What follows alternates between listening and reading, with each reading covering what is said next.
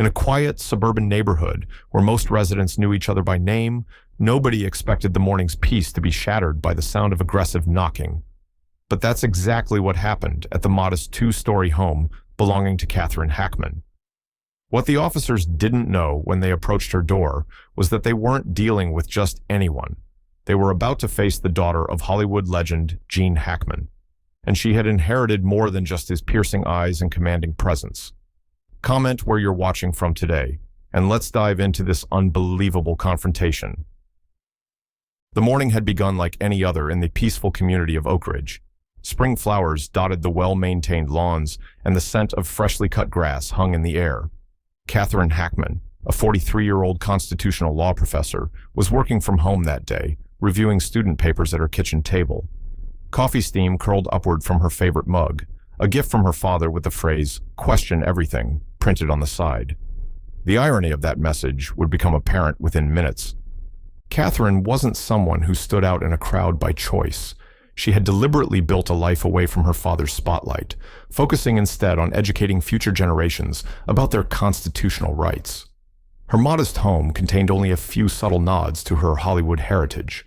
A vintage poster from The French Connection tucked away in her study, and a cherished photo of her as a child sitting on her famous father's shoulders at a beach in Malibu. She had her father's analytical mind and unwavering principles, traits that would serve her well in the next hour. The pounding on her front door was so forceful that her windows seemed to rattle. Catherine glanced at the security camera feed on her tablet and saw two uniformed police officers standing on her porch, their postures rigid and authoritative. There was no patrol car visible in her driveway. They had parked around the corner, out of view. That was the first red flag. "Ms. Hackman, this is the Oak Ridge Police Department. We need to speak with you immediately," the taller officer called out, his voice carrying through the closed door. Catherine approached calmly, turning on her phone's recording app before opening the door just enough to see them clearly while maintaining the security chain in place. "Good morning, officers. How can I help you?" Officer Brennan, as his nameplate identified him, stood with his thumbs hooked into his belt.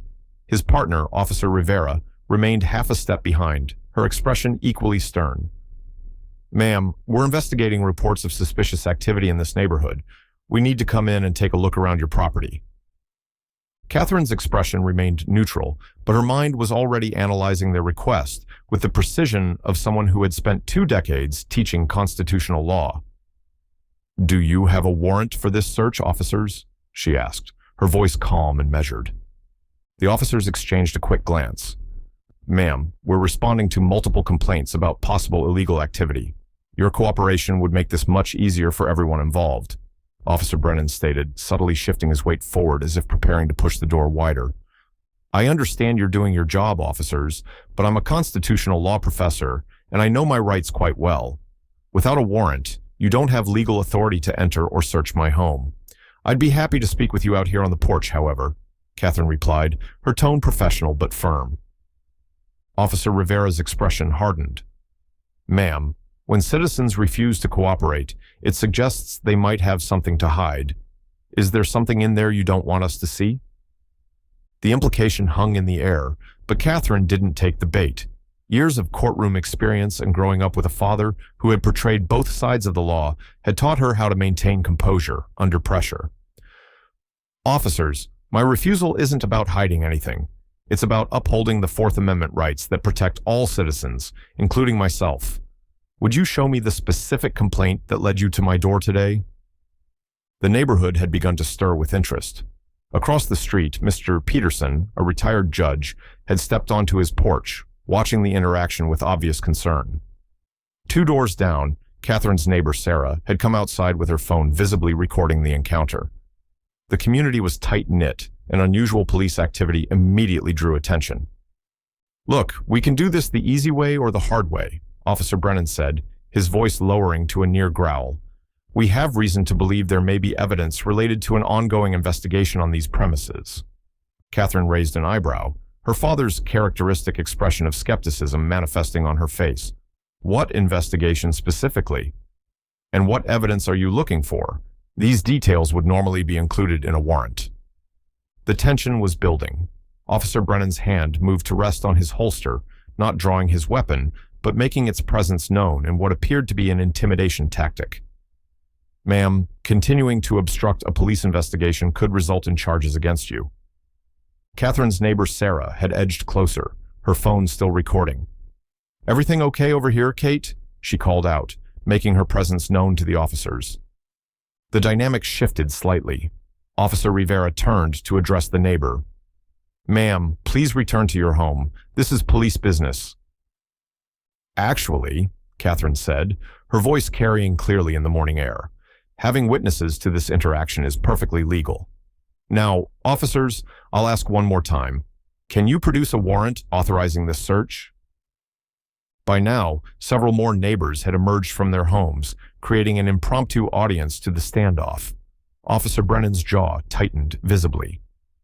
"We have probable cause based on an anonymous tip about suspicious packages being delivered to this address." Catherine nodded thoughtfully. "I see. Well, those would be the constitutional law textbooks I ordered for my students at the university.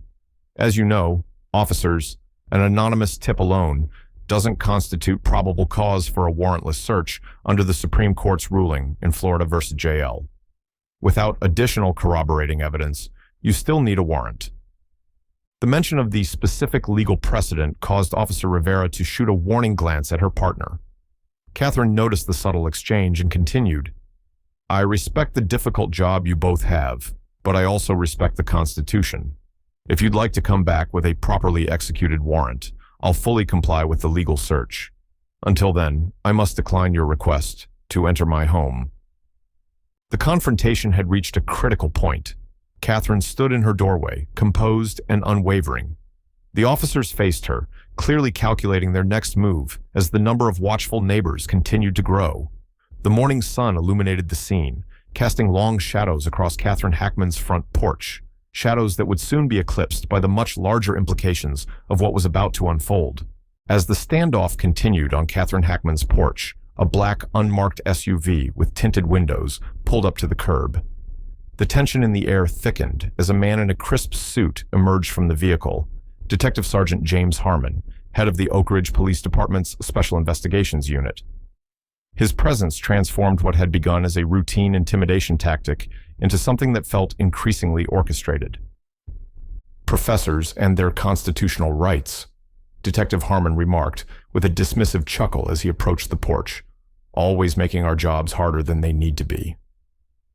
He carried himself with the confidence of someone accustomed to getting his way, either through authority or intimidation.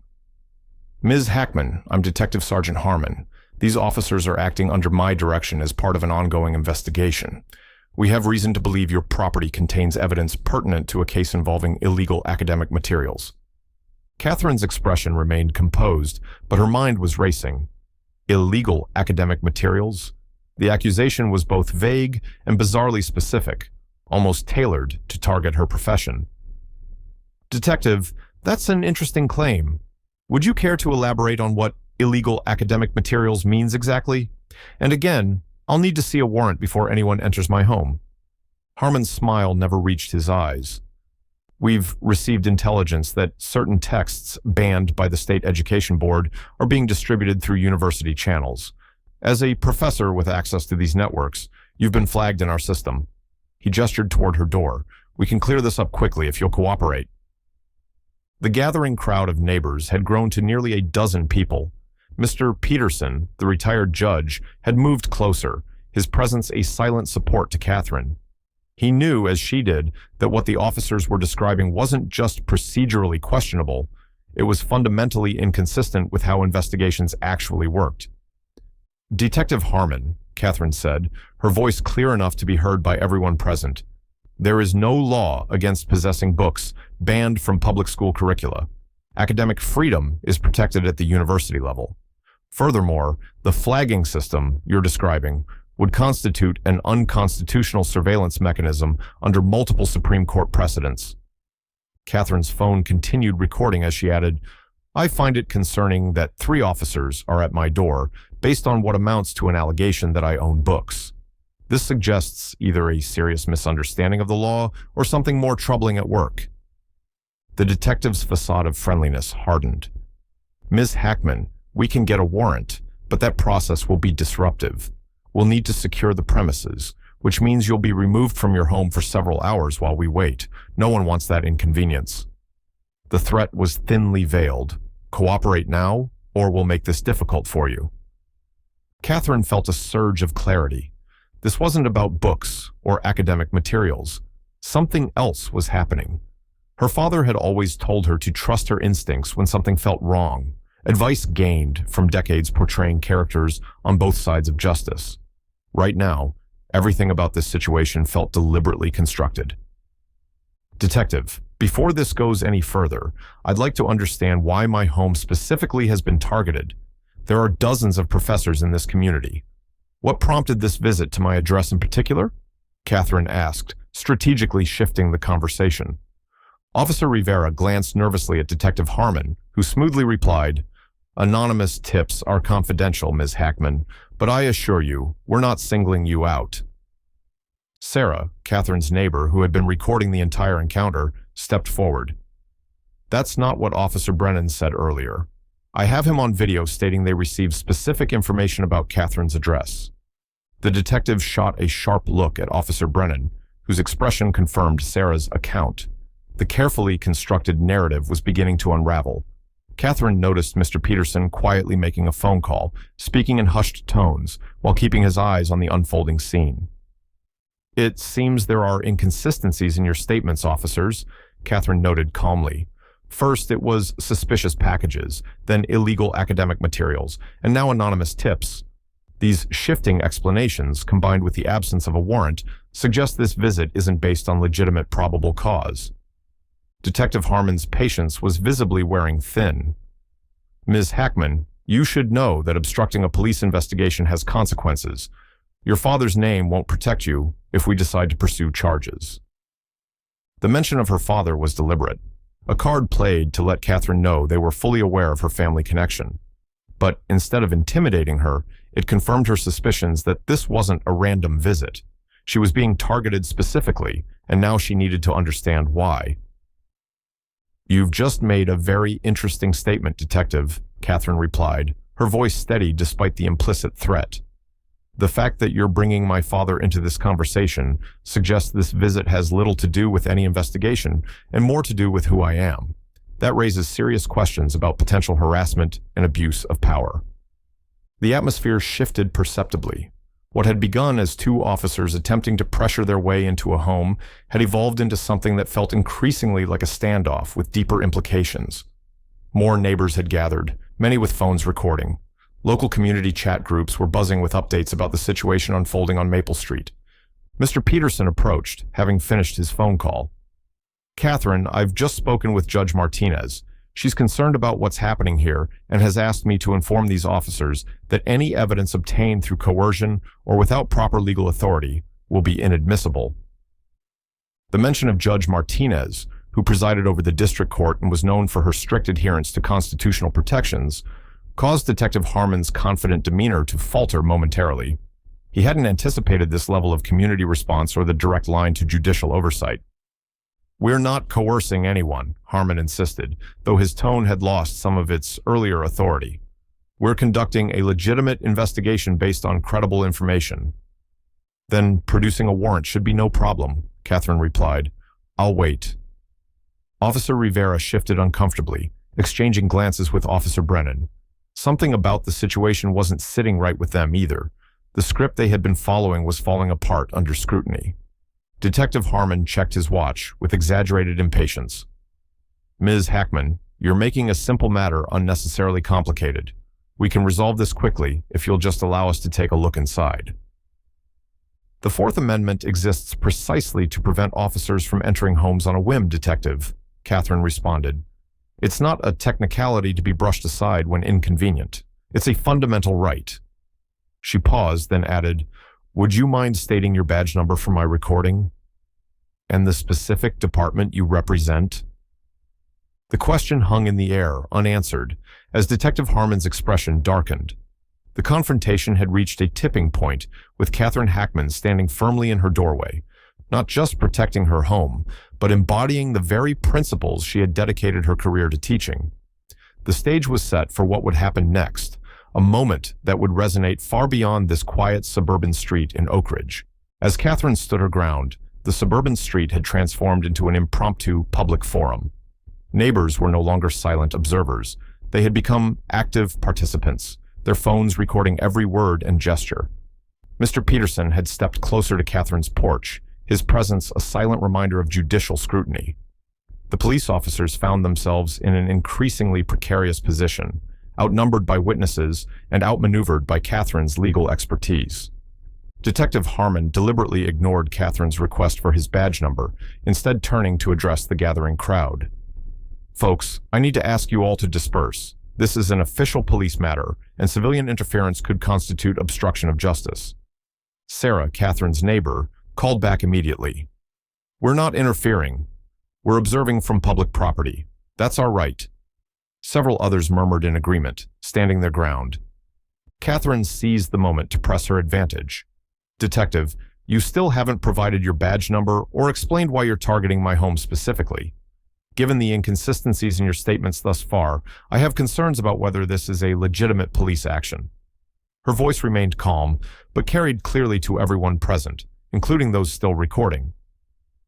Officer Rivera stepped away from her colleagues and approached Catherine directly. Her voice lowered to just above a whisper. "Professor Hackman, could I speak with you privately for a moment?" The request was unexpected. Catherine studied the officer's face, noting the conflict evident in her expression. "I prefer to have witnesses present for any conversation, Officer Rivera. Whatever you need to say can be said here." Rivera hesitated, glancing back at Detective Harmon, who was now engaged in a heated phone conversation several feet away. "This isn't right," she finally said, keeping her voice low but audible to those nearby. "We were told this was a routine follow-up on suspicious activity. The detective only mentioned your name after we were already en route." This confirmation of Catherine's suspicions sent ripples through the assembled neighbors. Someone in the crowd called out, "They're targeting her." Detective Harmon snapped his phone shut and strode back to the porch, his face flushed with barely contained anger. "Officer Rivera, return to your position immediately." His authoritative tone made clear that any deviation from his instructions would have consequences, but something had shifted in the dynamic. Officer Brennan's posture had changed. He was no longer standing at attention, but had taken a subtle step back from the detective. The unity of the police presence was fracturing under the weight of public scrutiny. Catherine, sensing the changing tide, pressed her advantage. "Detective Harmon, I think it's time we addressed what's really happening here. This isn't about books or suspicious packages. This appears to be a deliberate attempt to intimidate me, potentially related to the amicus brief I filed last week in the Douglas case." The mention of the Douglas case caused an immediate reaction from Detective Harmon, a barely perceptible flinch that confirmed Catherine's theory. The Douglas case involved allegations of evidence tampering within the Oak Ridge Police Department, and Catherine had contributed legal arguments supporting greater oversight of police evidence handling procedures. "That's absurd," Harmon replied, but his denial lacked conviction. "This is a completely unrelated matter." "Is it?" Catherine challenged. "Because Officer Rivera just confirmed that my name was specifically provided to them before they arrived. And you've made reference to my father, suggesting you know exactly who I am and are attempting to use that knowledge to pressure me." The crowd had grown even larger. Among the newest arrivals was Linda Chen, a reporter for the local newspaper who lived 3 doors down. She had her press badge prominently displayed as she documented the scene. The presence of media raised the stakes considerably. What had begun as an attempt to intimidate one homeowner was now becoming a potential public relations disaster for the department. "Professor Hackman," Linda called out, "would you care to make a statement about what's happening here?" Before Catherine could respond, a police cruiser with lights flashing but no siren pulled up to the curb. Lieutenant Maria Gonzalez, the department's internal affairs officer, stepped out and surveyed the scene with a practiced eye. She approached the group on the porch with measured steps. "Detective Harmon," she said, her voice carrying the unmistakable tone of authority, "I received a concerning call about potentially unauthorized enforcement action at this address. Would you explain what's happening here?" Harmon's expression shifted from anger to carefully composed neutrality.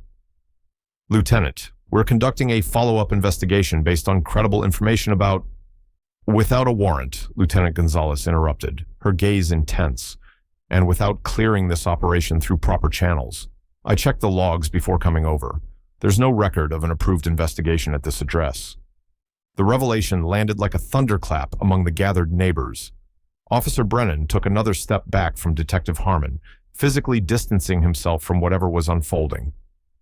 "Ma'am," Officer Rivera addressed the lieutenant, "we were told this was a routine follow-up that didn't require special authorization."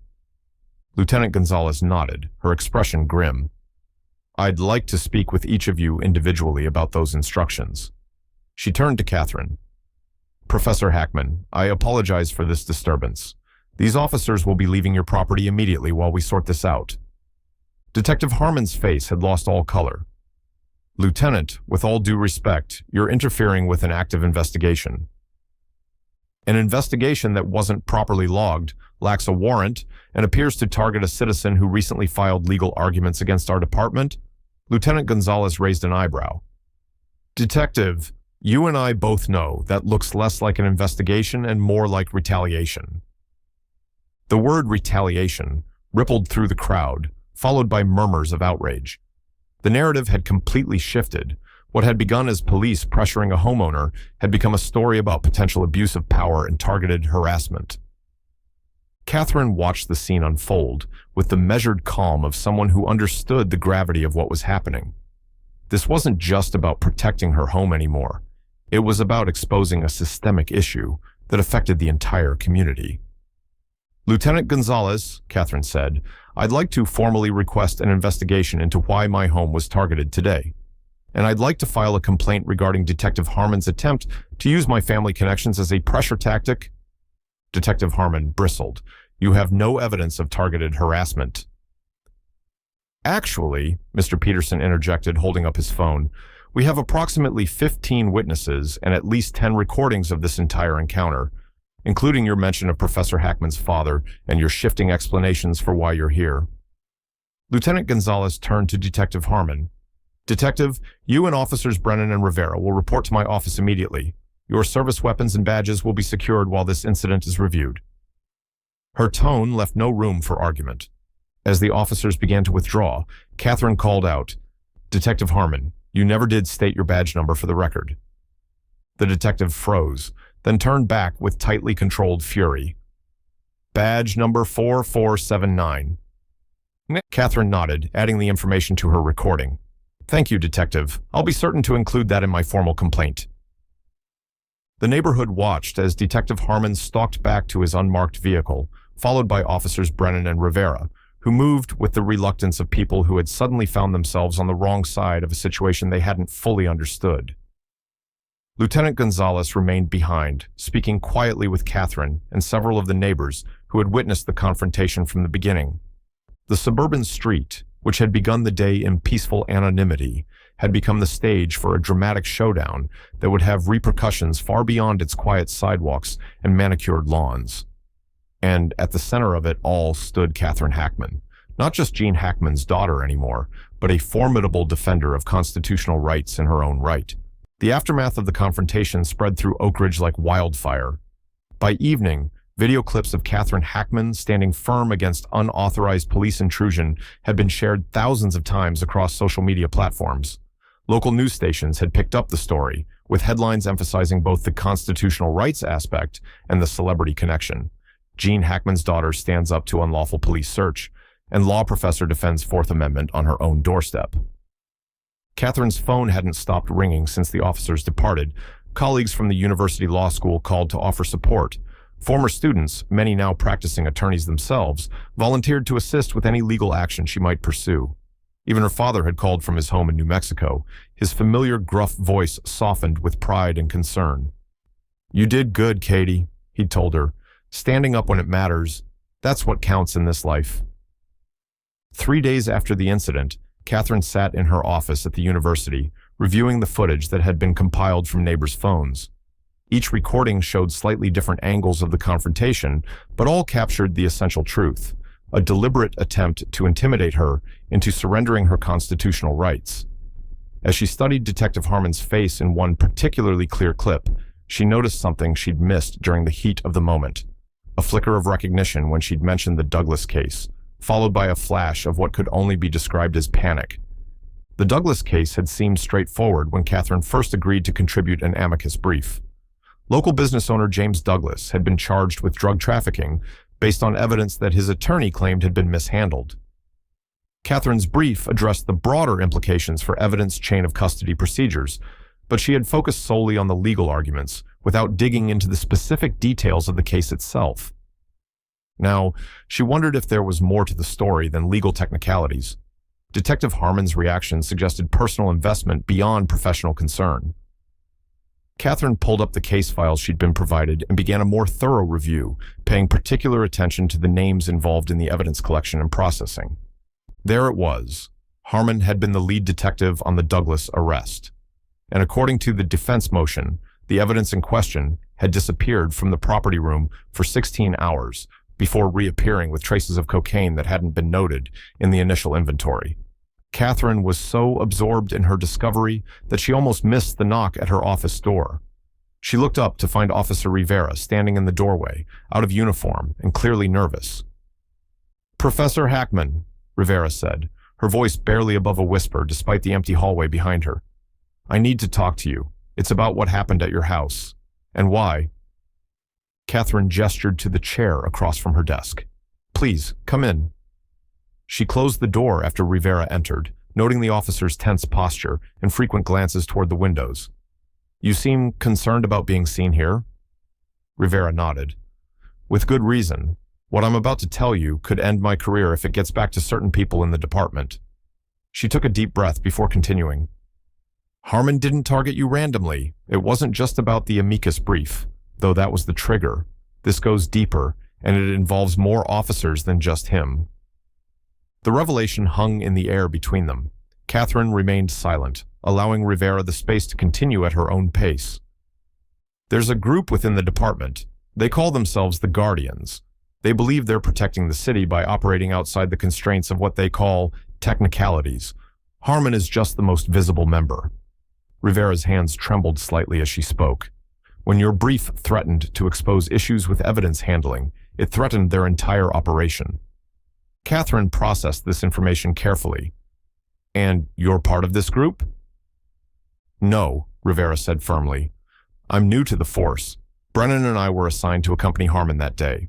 We were told it was a routine follow-up. It wasn't until we were at your door that I realized something was wrong about the whole situation." "So why are you coming to me now?" Catherine asked, though she suspected she already knew the answer.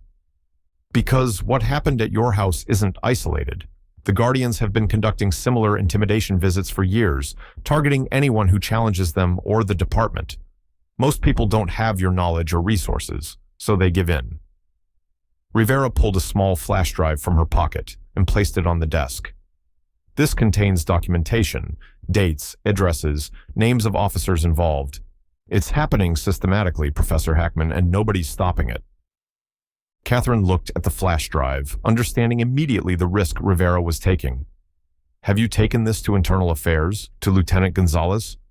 Rivera's expression darkened. "I don't know who to trust. Harmon has connections throughout the department. That's why I came to you. You've already shown you can't be intimidated, and you have the legal knowledge to know what to do with this information." The weight of responsibility settled on Catherine's shoulders. What had begun as a stand to protect her own home had evolved into something far more significant.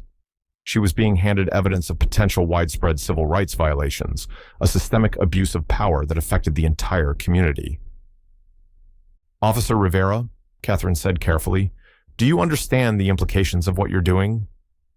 This isn't just about filing a complaint anymore. If what you're saying is true, this could lead to federal investigations, possibly criminal charges against officers." Rivera nodded, her resolve strengthening visibly. "I became an officer to protect people, not to terrorize them into giving up their rights.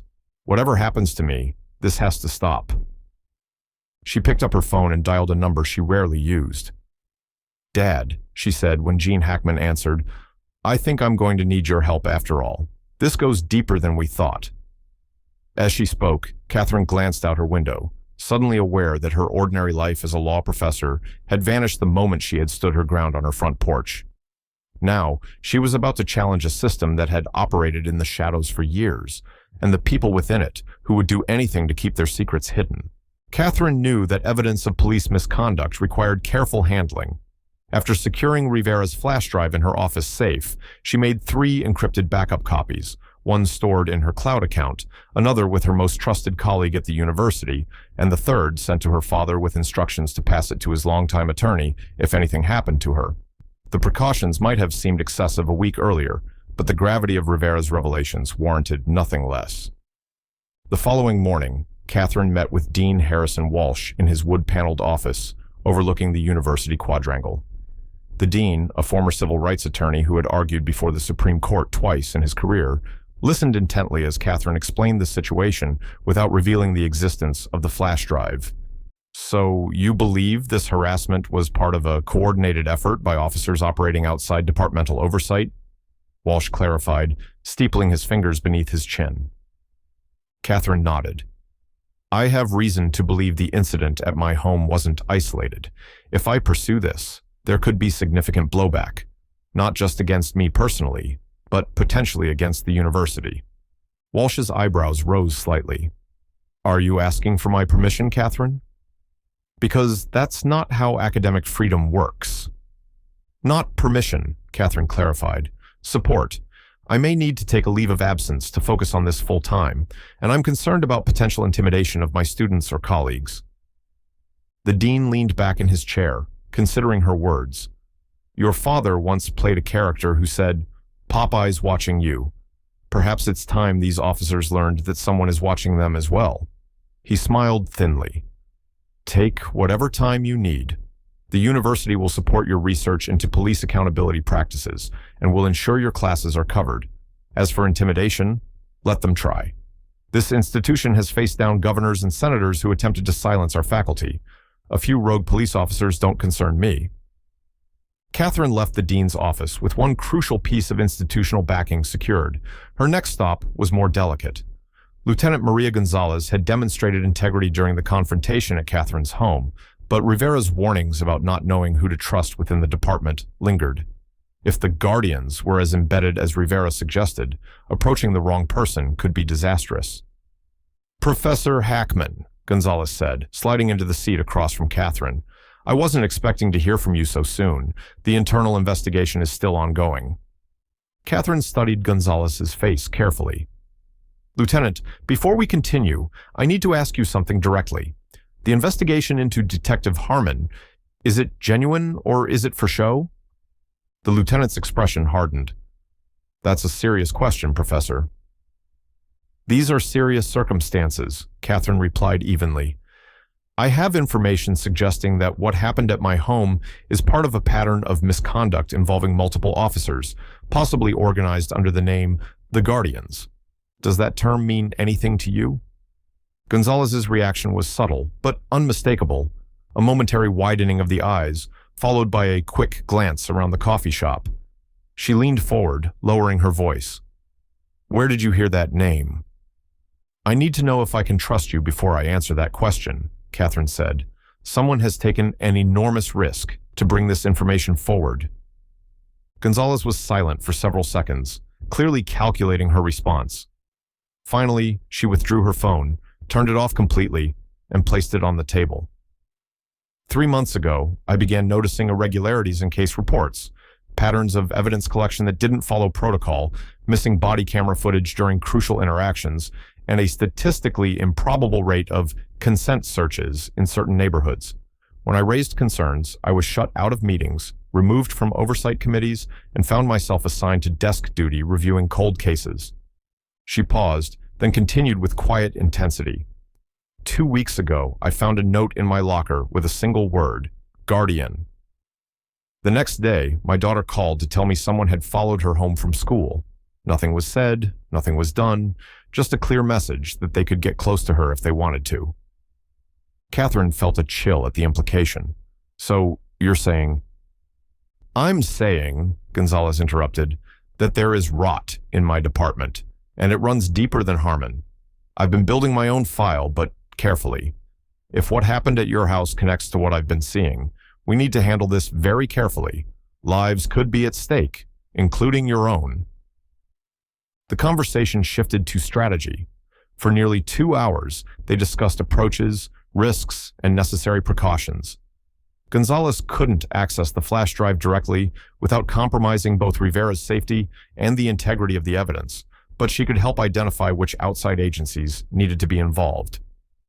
"The FBI's Public Corruption Unit would have jurisdiction," Gonzalez explained, "but we need to be certain of our evidence before approaching them. One misstep, and this gets buried forever." As they prepared to leave, Gonzalez added one final warning. "Professor, you should assume your phone is compromised, your home is watched, and your university office may be targeted for break-ins. These people have resources within the department and connections beyond it. The fact that you're Gene Hackman's daughter offers some protection through visibility, but it also makes you a prime target. They'll want to make an example of you." Catherine nodded, the full weight of what she was undertaking settling on her shoulders. "Lieutenant, why are you risking your career, maybe even your safety, to pursue this? You could have ignored what you saw." Gonzalez's expression was solemn. 20 years ago, I took an oath to protect and serve. That oath wasn't to protect bad officers or serve departmental politics. It was to the law and to the people of this community." She stood to leave, adding, "Be careful who you trust, Professor Hackman. Even people with the best intentions can be compromised." As Catherine watched Gonzalez depart, her phone buzzed with a text from an unknown number.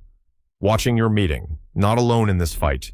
More evidence coming soon. Stay strong." The message deleted itself seconds after she read it, leaving Catherine to wonder just how deep this network of misconduct and resistance to it truly went. She gathered her belongings and headed for the exit, acutely aware that her next steps would set in motion events that couldn't be easily stopped or controlled. The constitutional principles she had taught in classrooms for years were no longer academic discussions. They had become the foundation of a battle with real-world consequences.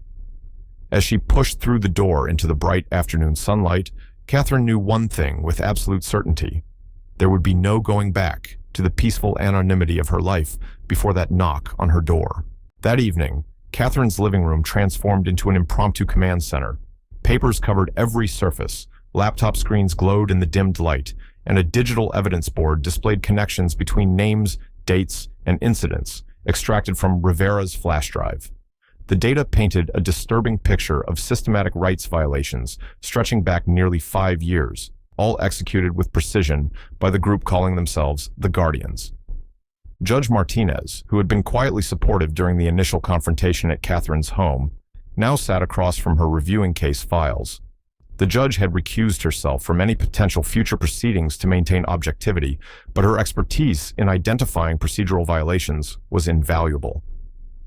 Mr. Peterson, the retired judge from across the street, carefully cross-referenced court records with the incidents documented in Rivera's files. "The pattern is unmistakable," Martinez observed, setting down a folder containing the 10th case they'd reviewed that evening. Targeted intimidation of anyone who challenges police procedures, followed by warrantless searches justified after the fact with evidence that conveniently materializes during the search. Peterson nodded grimly. "And when targets resist, they suddenly find themselves facing charges: drug possession, obstruction, resisting arrest. The pressure continues until they either leave town or stop their advocacy." Catherine had been tracking geographic data from the incidents. "Notice how these cases cluster in 3 neighborhoods, all areas with high concentrations of rental properties and university housing, places where residents are less likely to have deep community ties or resources to fight back." The doorbell rang, interrupting their analysis. Catherine glanced at her security feed, recognizing the visitor as Andrea Chen, Linda Chen's sister and an FBI agent based in the regional office 2 counties over. Catherine had reached out through Linda, careful to avoid official channels that might alert the Guardians to federal interest in their activities. "Agent Chen," Catherine greeted her, quickly locking the door behind her visitor. "Thank you for coming." Chen's expression was professionally neutral, but her eyes took in the evidence board with sharp interest. "This is unofficial, Professor Hackman. I need to be clear about that. My field office hasn't authorized an investigation, and I'm here as a private citizen, a favor to my sister." "I understand," Catherine replied, "but you're the only federal law enforcement contact we trust right now. We need guidance on how to proceed without compromising potential future prosecution." Chen surveyed the room, nodding respectfully to the judges before turning back to Catherine. "Show me what you have." For the next hour, Catherine, Martinez, and Peterson walked Chen through the evidence they'd compiled. The agent asked pointed questions, occasionally making notes, but mostly listening with intense concentration. When they finished, Chen sat silently for several minutes, processing everything she'd heard. "If even half of this is accurate," she finally said, "you're looking at RICO violations, civil rights abuses, evidence tampering, witness intimidation, and conspiracy charges that could implicate dozens of officers and potentially reach into the courthouse and prosecutor's office." The gravity of her assessment hung in the air. "The challenge," Chen continued, "is that you're describing corruption within the very institutions responsible for gathering admissible evidence. The moment you file an official complaint or approach my agency through proper channels, these records could disappear, witnesses could be pressured, and the entire investigation could collapse before it begins." "So what do we do?" Peterson asked. "We can't simply allow this to continue." Chen considered the question carefully. "You need three things simultaneously: bulletproof documentation that can't be destroyed or discredited, multiple witnesses willing to testify despite intimidation, and enough public awareness that burying the investigation becomes politically impossible." Catherine thought of Officer Rivera, who had risked everything to provide the initial evidence. "We have one officer willing to come forward, possibly more if they see others taking a stand. And I've been approached by someone claiming to have additional evidence." "That's a start," Chen acknowledged. "But one witness can be discredited, especially a junior officer against established detectives with clean records. You need corroboration from multiple sources, and ideally, from someone higher in the chain of command." Judge Martinez leaned forward. "What about Lieutenant Gonzalez?" "She's already demonstrated integrity by intervening at Catherine's home." "And she confirmed awareness of the Guardians during our meeting," Catherine added. "She's been building her own case internally." Chen nodded thoughtfully. "A lieutenant in internal affairs would be a credible witness, particularly if she has documentation. But before approaching her officially, we need to establish secure communications and a safety protocol for all potential witnesses." The conversation shifted to practical matters: encrypted messaging apps, dead drops for physical evidence, and contingency plans if any of them faced retaliation. Chen's expertise in corruption investigations proved invaluable, though she continued to emphasize that her involvement remained unofficial. As they worked, Catherine's phone rang, a number she didn't recognize. "Put it on speaker," Chen instructed quietly. "But don't say anything that would indicate we're meeting." "Professor," came the unmistakable voice of Officer Brennan, who had been present during the original confrontation at her door. "I need to speak with you urgently, but not over the phone. Can you meet me?" Catherine glanced at Chen, who gave a cautious nod. "That depends, Officer Brennan. Why should I trust you after what happened at my home?" "Because I know what Rivera gave you," he replied, his voice tense, "and I have something to add to it. But more importantly, you need to know that Harmon is being reinstated tomorrow. The internal investigation has been shut down from above. Lieutenant Gonzalez has been placed on administrative leave, pending a review of her interference at your residence." Chen's expression hardened at this news. "When and where do you want to meet?" Catherine asked, maintaining her composure despite the alarming development. "Tonight, Riverside Park near the boat launch, 11 o'clock. Brennan paused, then added, "Come alone, Professor. If I see anyone else, I'm gone." After the call ended, a heavy silence filled the room. "It could be legitimate," Chen finally said, "or it could be a trap, either to recover Rivera's evidence or to intimidate you directly." Catherine considered the possibilities. "Either way, we need to hear what Brennan has to say. If Gonzalez has been sidelined, we've lost our strongest potential ally within the department." "You're not actually considering meeting him alone?" Judge Martinez asked incredulously. "Not alone," Catherine clarified, "but I need to appear to be alone." We'll need surveillance, backup nearby, and a recording of everything that happens. Chen nodded slowly. I can arrange that, unofficially, but Professor Hackman, you need to understand the risk. If Brennan is setting you up, or if others are watching him, this could escalate quickly. Catherine moved to the window, looking out at her quiet street. The same street where 3 officers had attempted to intimidate her into surrendering her rights less than a week ago. That confrontation now seemed almost trivial compared to what they were uncovering. My father once told me that sometimes the most important scenes are the ones where everything could go wrong, she said quietly. This isn't about me anymore. It's about everyone whose rights have been violated by people sworn to protect them. She turned back to face the others. I'll meet Brennan, but we'll take every precaution. If he's legitimate, we may gain crucial evidence and another witness. If not, we'll learn something about how desperate the Guardians have become. As the group began planning the details of the meeting, Catherine felt the weight of responsibility pressing down on her. What had begun as a stand on her front porch had evolved into something far more consequential, a direct challenge to a system of power and corruption that had operated unchecked for years. The stakes had never been higher, and the danger had never been more real. Riverside Park lay silent under a canopy of oak trees, their shadows deepened by the sparse lighting along the walking paths. The boat launch area, situated at the park's eastern edge, offered clear sightlines across the water, but remained partially concealed from the main road, a location that provided both visibility and privacy, depending on one's perspective. Catherine arrived at 10:45 p.m., 15 minutes early, parking her car in the designated lot and proceeding on foot as planned. She wore a lightweight jacket despite the mild evening temperature. Concealed in its lining was a recording device provided by Agent Chen, who now monitored the feed from a nondescript van parked 2 blocks away. Judge Martinez and Mr. Peterson had positioned themselves at opposite ends of the park, appearing as an elderly couple enjoying a late evening walk and a solitary fisherman, respectively. Their presence provided additional surveillance and potential intervention points if needed. Catherine's phone buzzed with a text from Chen. 3 men arrived in separate vehicles within the last 5 minutes. One matches Brennan's description, heading to the meeting point now. The others are maintaining distance, but have clear views of the area. Proceed with caution. So Brennan wasn't alone, despite his instructions. Catherine considered abandoning the meeting, but decided to proceed. If this was a trap, it was better to spring it under controlled circumstances with backup in place.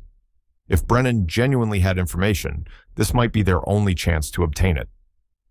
She spotted him standing near the water's edge, his civilian clothing a stark contrast to the uniform he'd worn during their first encounter. His posture was tense, hands jammed into his pockets as he scanned the surroundings with practiced vigilance. When he saw Catherine approaching, his expression remained carefully neutral. "Professor Hackman," he acknowledged with a slight nod. "Thank you for coming."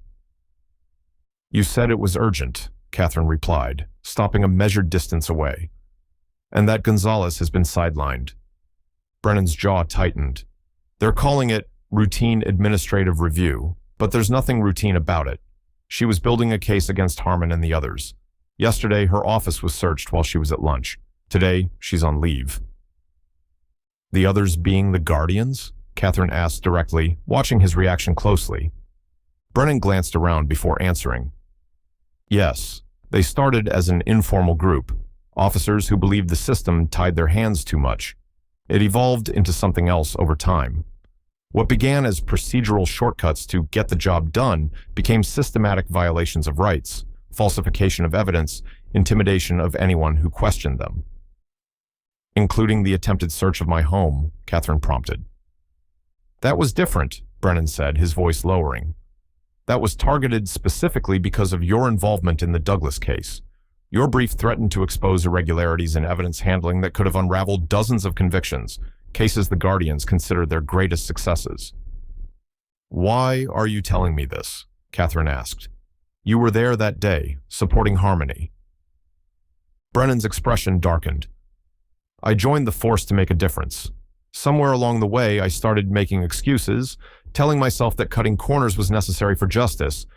But what happened at your house, that wasn't justice. That was naked intimidation." He withdrew an envelope from his jacket. This contains locations of 3 storage units rented under false names. They contain original evidence that was tampered with or replaced in at least 17 cases. As Catherine reached for the envelope, the distinctive click of a gun being cocked shattered the night's stillness. A voice called from the darkness to their left. "That's far enough, Officer Brennan. I'll take that envelope." Detective Harmon emerged from the shadows, service weapon drawn and pointed steadily at Brennan. 2 other officers Catherine didn't recognize appeared from different directions, creating a triangulated position around them. All 3 had their weapons drawn. "Detective," Catherine acknowledged, careful to keep her voice even. "I thought you were on administrative leave." "Concluded this morning," Harmon replied with a cold smile. "Fully exonerated of any wrongdoing in your case, Professor. Now I'm conducting a legitimate investigation into the theft of confidential police materials, a serious offense Officer Brennan here is committing right before our eyes." Brennan hadn't moved, his hand still extended with the envelope. "This isn't official police business, Harmon. You're here to cover up your crimes." "Crimes?" Harmon laughed. "We've put away rapists, murderers, drug dealers, people who deserve to be behind bars. If we had to help the evidence along sometimes, it was in service of justice." "That's not justice," Catherine interjected. "That's corruption masquerading as law enforcement, and it violates everything your badge is supposed to represent." Harmon's attention shifted to Catherine, his expression hardening. "You academics live in a theoretical world, Professor. Out here in reality, technicalities let monsters walk free every day. We're the only things standing between decent citizens and chaos." "That's what you tell yourselves to justify becoming the very thing you claim to fight," Catherine responded. "Rights aren't technicalities. They're the foundation of the system you swore to uphold." One of the other officers shifted uncomfortably. Harmon noticed and barked, "Parker, secure that envelope. Reynolds, handcuff both of them. Interfering with a police investigation, tampering with evidence, conspiracy. We'll sort out the exact charges later." Officer Parker hesitated visibly. "Detective, this doesn't feel right. We're in plain clothes after hours with drawn weapons. What's the actual charge here?" "The charge is following my damned orders," Harmon snapped. "Now secure that evidence before Brennan destroys it." As Parker reluctantly moved forward, floodlights suddenly illuminated the entire area. A voice amplified by a megaphone cut through the night. "This is the FBI. Lower your weapons and place them on the ground. You are interfering with a federal investigation." Agent Chen emerged from the tree line, flanked by 4 agents in tactical gear, all with weapons trained on Harmon and his officers.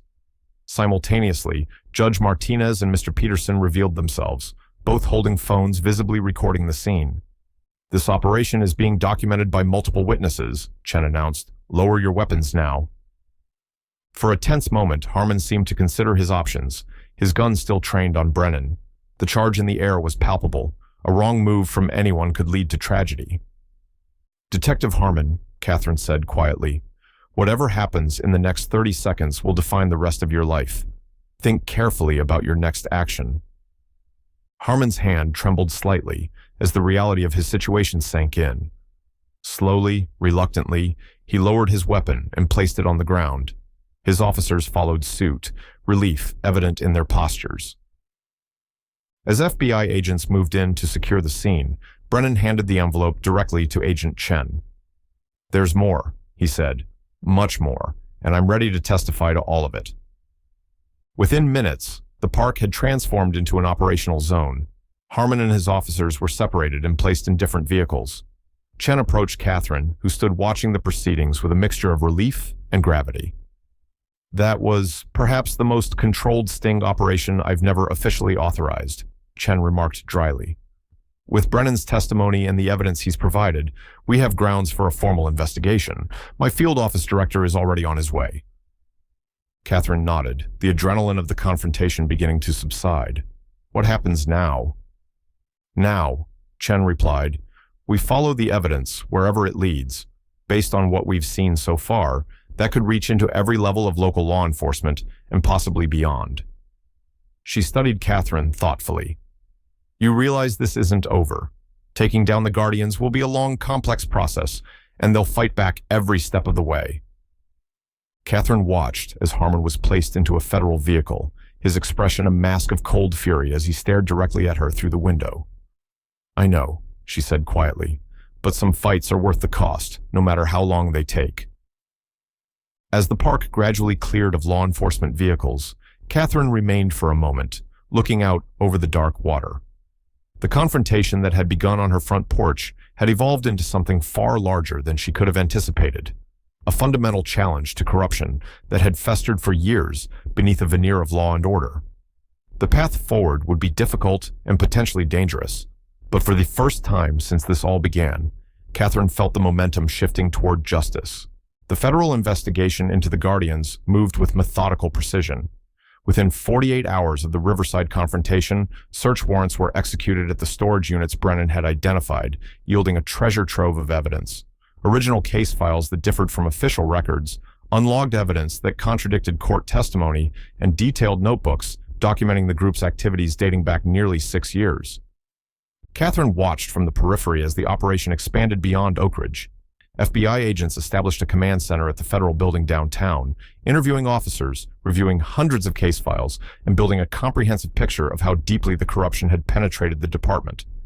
Agent Chen, now officially assigned as lead investigator, provided regular updates while maintaining the necessary professional distance. "We've identified 37 officers with direct connections to Guardian activities," Chen explained during one of their briefings, held in a secure conference room at the University Law School. "Additionally, we've found evidence implicating 2 judges and 4 prosecutors who appear to have knowingly accepted tainted evidence." Lieutenant Gonzalez, reinstated under federal protection, added, "The pattern was sophisticated but consistent.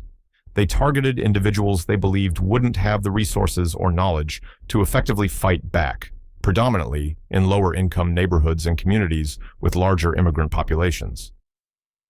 The scope of the investigation had grown far beyond Catherine's initial confrontation, yet she remained a central figure in the unfolding story. Local media had dubbed her the Constitutional Warrior, a title that made her deeply uncomfortable despite its effectiveness in keeping public attention focused on the case. Her father, who had always guarded his privacy fiercely, surprised her by giving a rare interview to a national news program, speaking not about his film career, but about his daughter's courage in standing up to systemic abuse. "Katie always understood something I tried to teach her," Gene Hackman had said, his familiar gravelly voice carrying the weight of paternal pride. "That rights only exist when ordinary people are willing to defend them, especially when it's difficult. I couldn't be prouder of her for doing exactly that." The interview had elevated the story to national prominence, drawing attention from major civil rights organizations and justice reform advocates across the country. What had begun as a local corruption case was evolving into a national conversation about police accountability and constitutional protections. Not everyone supported these developments. Catherine received daily hate mail from those who viewed the investigation as an attack on law enforcement generally. Death threats became common enough that the university assigned security to accompany her on campus. The police union issued statements defending its members and suggesting that academic elites were undermining public safety for political gain. 14 days after the FBI investigation began, Catherine received an unexpected visitor in her office, District Attorney Eleanor Winters, the county's chief prosecutor for the past 11 years. "Professor Hackman," Winters greeted her, declining the offered seat. "I'll be brief. I want you to understand the damage you're doing to this community." Catherine studied the prosecutor carefully. "I assume you're referring to exposing constitutional violations that have undermined hundreds of criminal cases and potentially imprisoned innocent people." "I'm referring to the destruction of public trust in institutions that keep this community safe," Winters countered. "Do you have any idea how many convictions could be overturned because of this witch hunt? How many dangerous individuals might walk free on technicalities?" "Interesting choice of words," Catherine noted. Detective Harmon used the same term, technicalities, to describe constitutional rights. I wonder if that's coincidence or common vocabulary among the Guardians and their allies. The prosecutor's expression hardened. "I am not affiliated with any unauthorized police activity, Professor. I'm simply concerned about the broader implications of this investigation." "Are you?" Catherine asked. Because my review of the evidence suggests at least 17 cases where your office accepted evidence that prosecutors knew or should have known was improperly obtained or potentially tampered with. That's not just a procedural oversight, Ms. Winters. That's active participation in civil rights violations. The district attorney's composure slipped momentarily. You're making accusations you can't possibly substantiate. Actually, Catherine responded, opening a folder on her desk, here are copies of emails between your senior prosecutors and Detective Harmon discussing how to clean up problematic evidence in the Reynolds case. Agent Chen has the originals, of course, obtained through a federal warrant. She closed the folder. I'm not your adversary, Ms. Winters. I'm a constitutional law professor who believes in justice, real justice, not convictions at any cost. The two women regarded each other in silence for several moments, the power dynamic between them shifting perceptibly. What do you want? Winters finally asked, her voice lower. The truth, Catherine replied simply. Cooperate with the federal investigation, acknowledge the systemic problems, help identify cases that need review, be part of reforming the system, not defending its worst abuses. Winters moved to the window, looking out at the campus beyond. 17 years as a prosecutor, nearly 2,000 convictions, and now my entire career could be defined by this. Or this could be the moment your career finds its true purpose, Catherine suggested. Prosecutors wield enormous power in our system. Using that power to correct injustice could be your most important work. The district attorney turned back, her expression unreadable. I'll consider my options, Professor. But understand this. If I cooperate, I do so to salvage what can be salvaged of our justice system, not out of admission of personal wrongdoing. After Winters departed, Catherine sat quietly, processing the interaction. The investigation was reaching critical mass, touching institutions beyond just the police department. The ripple effects would transform the entire local justice system, for better or worse. Her phone buzzed with a text from Agent Chen. Major development. Harmon talking. Implicating higher-ups. Press conference at 5 p.m. Be prepared for media storm. Catherine had just enough time to prepare before the news broke across all local stations. Detective Harmon had agreed to full cooperation in exchange for consideration in sentencing. His testimony implicated not only fellow officers, but also officials in city government who had protected the Guardians in exchange for political favors and selective enforcement. Mayor Ellington appeared ashen-faced before cameras, announcing the formation of an independent review commission and promising complete transparency going forward. The carefully crafted political statement contrasted sharply with scenes of FBI agents escorting 3 city council members and the deputy mayor from City Hall in handcuffs. As Catherine watched the coverage from her office, she received another text, this one from her father. Remember what I told you about the third act? This is where the real story begins. Stay strong, proud beyond words. The message brought unexpected tears to her eyes. What had begun as a simple assertion of her rights had catalyzed a fundamental reckoning with corruption that had infected an entire system.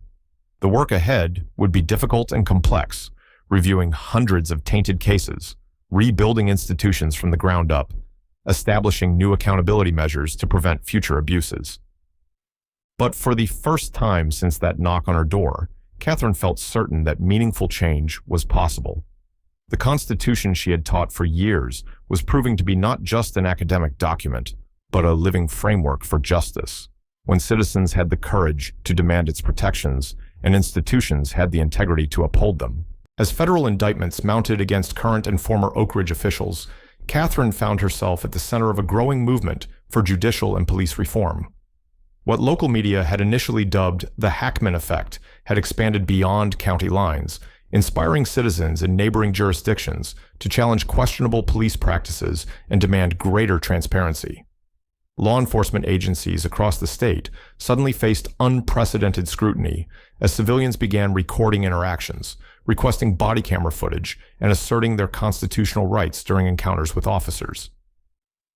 6 weeks after the Riverside confrontation, Catherine stood at a podium in the university's largest lecture hall, now packed beyond capacity with students, faculty, community members, and media representatives.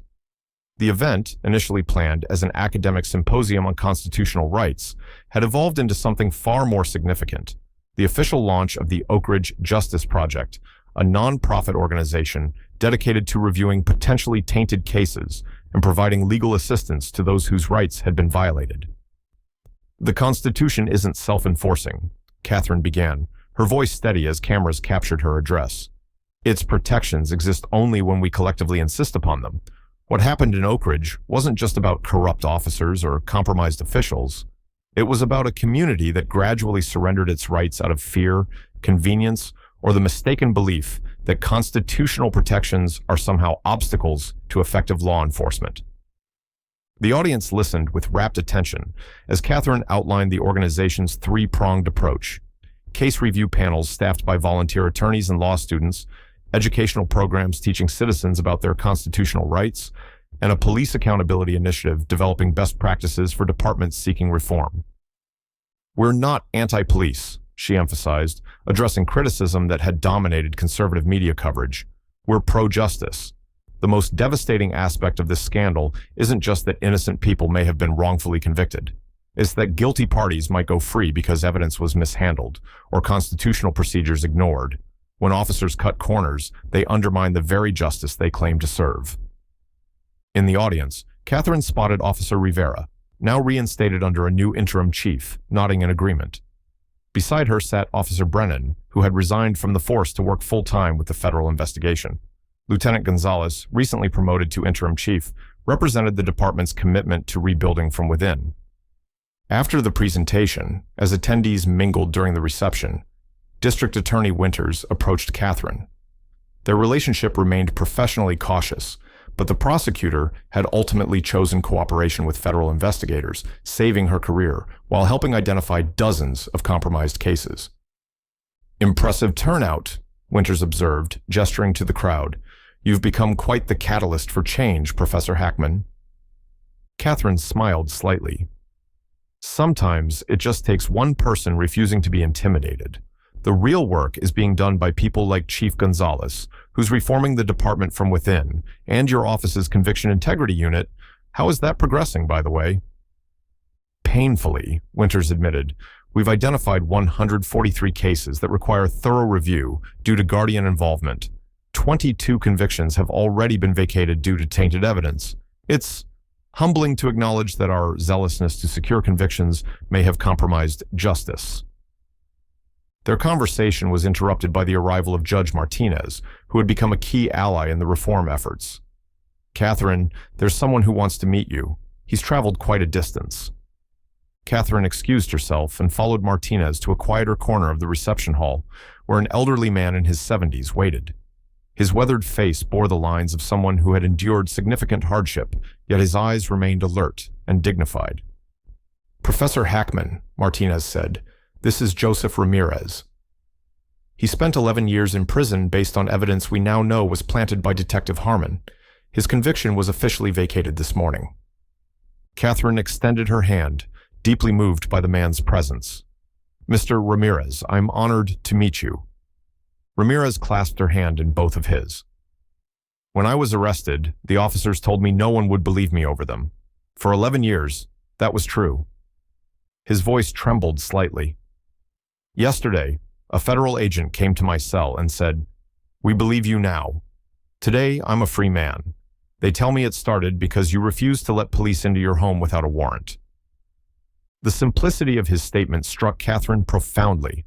While legal scholars were analyzing the broader implications of the Oak Ridge scandal for constitutional jurisprudence, Ramirez had distilled it to its essence. One person's stand had eventually led to justice for others. "It wasn't just me, Mr. Ramirez. Many people showed courage. Officer Rivera, Officer Brennan, Lieutenant Gonzalez, Judge Martinez here. The system failed you, but people within that system are working to make it right." "Still," Ramirez said, his expression solemn, "someone had to go first. Someone had to say no when it would have been easier to say yes." He reached into his pocket and withdrew a folded paper. "My grandson helped me write this. I'd like to read it, if that's okay." Catherine nodded, and the reception area gradually quieted as Ramirez unfolded his statement. "To Professor Catherine Hackman," he began reading, his voice growing stronger. When the Constitution speaks of the people, it means all of us, not just those with famous names or legal degrees. But sometimes, the people need someone to remind us of our power. Your stand for justice has given me back years I thought were lost forever. More importantly, it has restored my grandson's belief that the law can work for everyone, not just the powerful. Thank you for remembering what too many have forgotten, that in America, no one is supposed to be above the law, and no one beneath its protection. As Ramirez finished, the room erupted in applause. Catherine embraced him, momentarily too moved to speak. Cameras captured the moment. Not just media cameras, but the phones of ordinary citizens who understood they were witnessing something significant. Later that evening, as Catherine drove home, her phone rang through her car's speaker system. The familiar gruff voice of her father filled the vehicle. "I saw the news coverage," Gene Hackman said without preamble. "That man Ramirez, 11 years wrongfully imprisoned. Makes all this worthwhile, doesn't it?" "It does," Catherine agreed, "though there's still so much work ahead. Hundreds of cases to review, department policies to reform, public trust to rebuild." "One step at a time, Katie," her father advised. "Remember what I told you about playing Royal Marines Lieutenant Colonel Lonsdale in A Bridge Too Far when the odds seemed impossible?" Catherine smiled, recalling the conversation from her childhood. "You said sometimes the most important victories aren't about winning everything at once. They're about holding ground that nobody thought could be held so others can advance later." "Exactly," Gene affirmed. "You've held your ground, Katie. Now others can advance the cause. That's how lasting change happens. Not all at once, but through sustained effort by people who refuse to surrender what matters." As Catherine pulled into her driveway, she noticed something that brought her journey full circle. Her neighbors had placed small signs in their front yards reading, "Know your rights," and "The Constitution matters." The community that had witnessed her stand for principle had embraced the cause as their own. The battle for justice in Oak Ridge was far from over, but something fundamental had shifted. Citizens now understood that rights existed only when exercised, that power unchecked invariably corrupted, and that sometimes the most powerful word in a democracy was simply no, spoken by someone with the courage to mean it. 1 year after Catherine Hackman's confrontation on her front porch, the transformation of Oak Ridge's justice system had become a case study in institutional reform.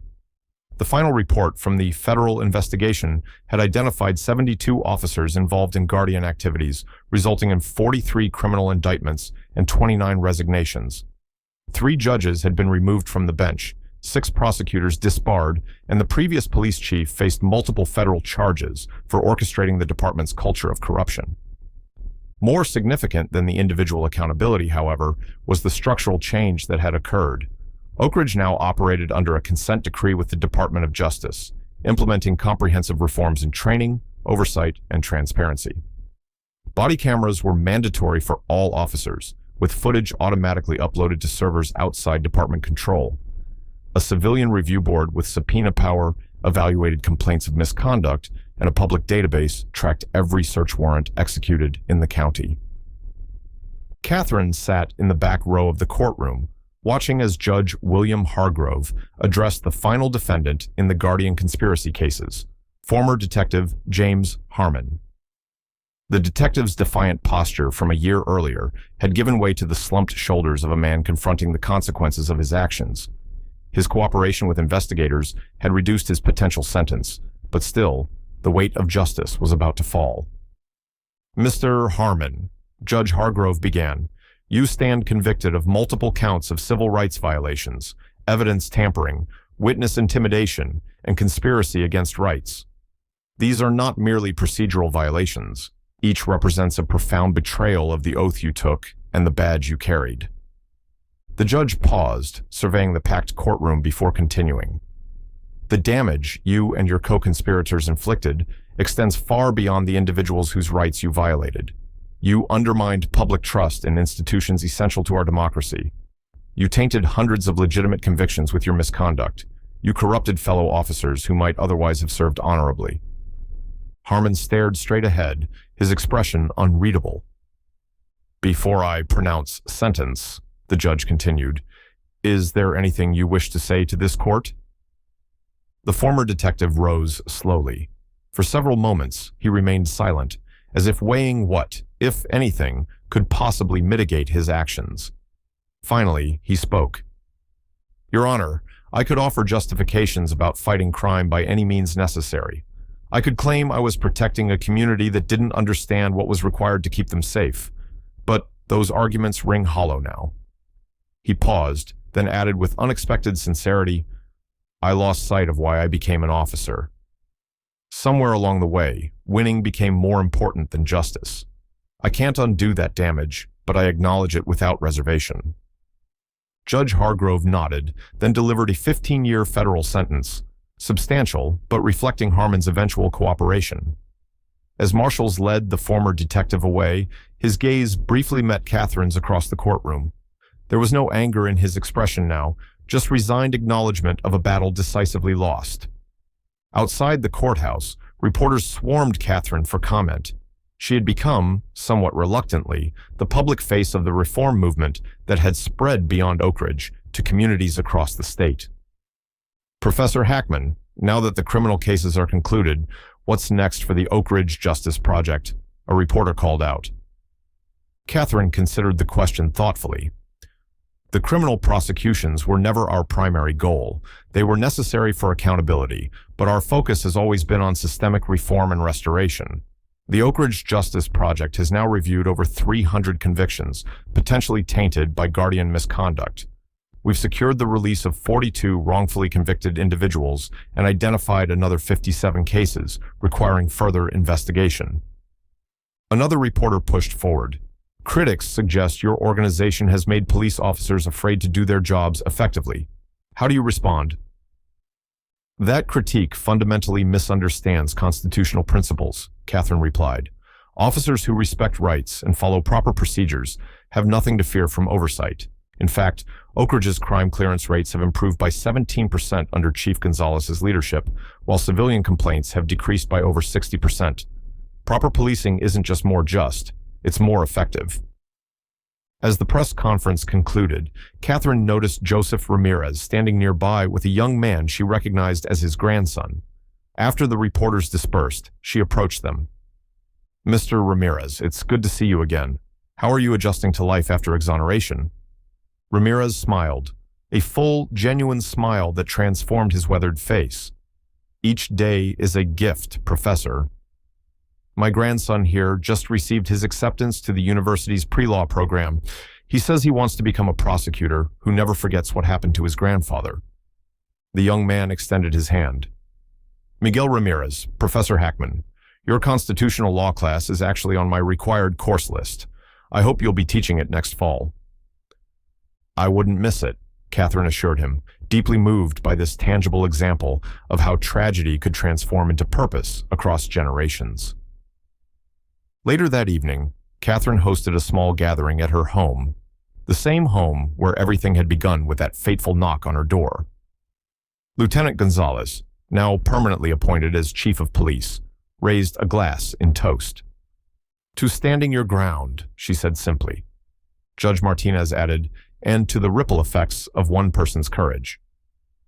As conversations flowed around her living room, Catherine slipped outside to her front porch, needing a moment of quiet reflection. The neighborhood looked much the same as it had a year ago, peaceful, ordinary, unassuming. Yet everything had changed. Sarah, her neighbor who had been the first to record the original confrontation, joined her on the porch. Penny for your thoughts, Professor Warrior, she asked, using the nickname that still made Catherine cringe slightly. I was just thinking about how ordinary this all looks, Catherine replied, gesturing to the quiet street. You'd never know that something that started right here transformed an entire justice system.